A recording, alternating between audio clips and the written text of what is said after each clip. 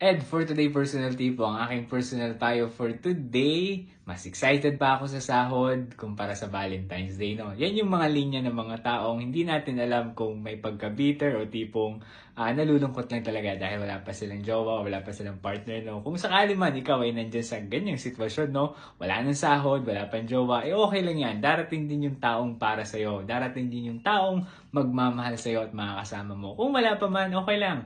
Mag-spend ka ng time para, alam mo na, makakilala ng ibang tao, makamit ng ibang tao, no? Makilala na mabuti ang mga taong yan. And at the same time, mag-take ka rin ng time para pumili din naman ng taong, alam mo na, gusto mo at gusto mo makasama. Huwag mo mamadiliin dahil again, ang hirap kapag nirarush mo ang mga bagay-bagay. Pwede magkamali ka ng desisyon at pwedeng itong desisyon na to ay pagsisihan mo sa huli. Kaya hanggat maaari, huwag mo mamadaliin. Pero ang pinaka-importante talaga sa araw nito ay sana may sweldo, no? Sana may sweldo. Pero kung wala, again, ulitin ko lang, gumastos lang tayo kung magkano lang ang kaya ng ating bulsa or ng wallet, no? Huwag masyadong malaki, no? Yung sakto lang, okay? So, happy Valentine's Day sa inyong lahat. Sana mag-enjoy kayo kung saan man kayo ngayon. Enjoy nyo lang yung moment nyo together, okay? So, yun lang yung personal payo ko ngayong araw. Ang sakaling na gusto mo itong video na to, baka pwede pakilike and share. Pwede mo rin palang i-follow yung TikTok ko, no?